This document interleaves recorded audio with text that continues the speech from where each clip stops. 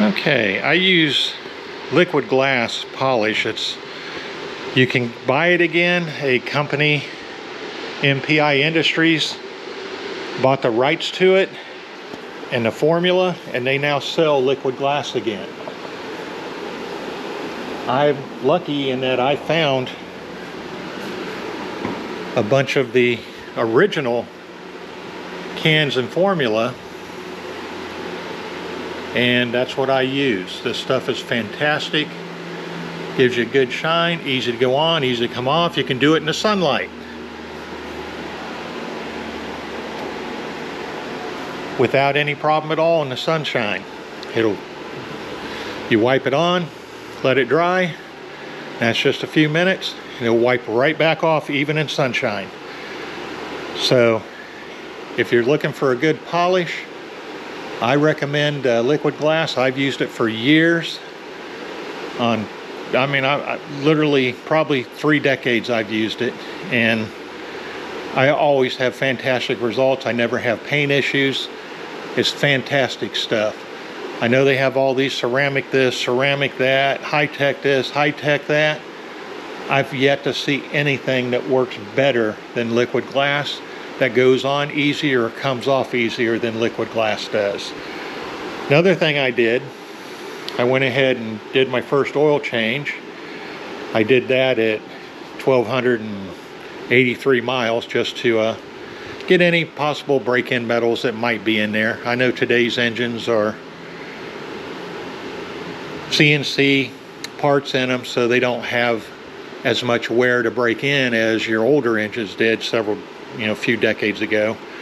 Today's engines require very little break-in. They produce very little wear metals that occur during the break-in.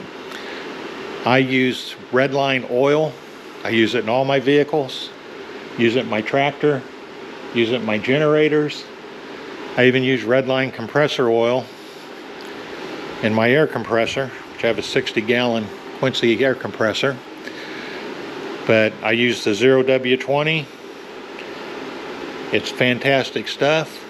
Yes, it's more expensive than other oils, but you're buying an expensive vehicle, and I've always amazed me how people go out and look for the cheapest oil they can find on sale to do their oil changes. It just never made sense to me. This is the second largest purchase that you're likely to make in your lifetime is your automobiles, and yet people cheap out on the maintenance all the time. When it comes to oil filters, I use the Royal Purple oil filter. It's an excellent oil filter. If you can't get a Royal Purple, you can get the AMSOIL oil filter.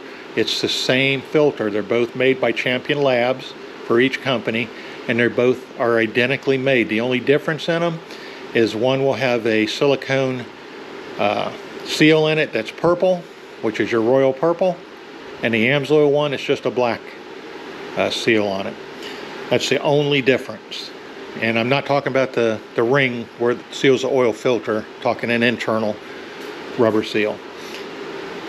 But other than that, the two filters are identical, so you can use either one if one's easier to get than the other. I just order mine from Summit Racing. The prices aren't too bad on them.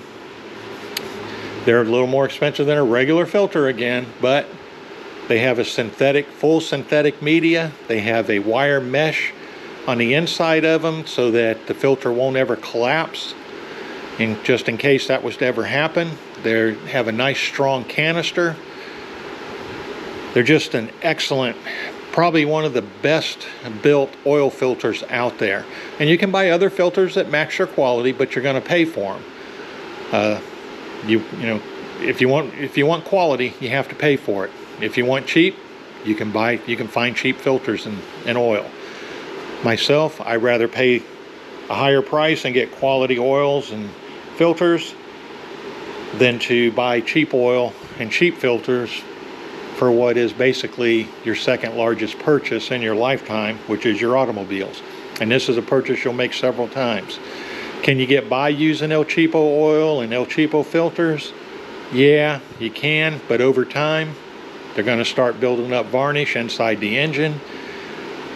Royal Purple, or your Royal Purple filters, are excellent oil filters, but your Redline oil is a Group 5 ester oil. It's a synthetic oil. Group 5 ester oils are well known for their cleaning ability. They will keep the inside of an engine absolutely spotless. So it'll look brand new. If you tear an engine down that's been run with Redline oil, it will look brand new when you tear it down, because the oil just keeps everything so clean inside. So I will pay the difference in price for my products. Others won't do it. That's up to them. It's their vehicle.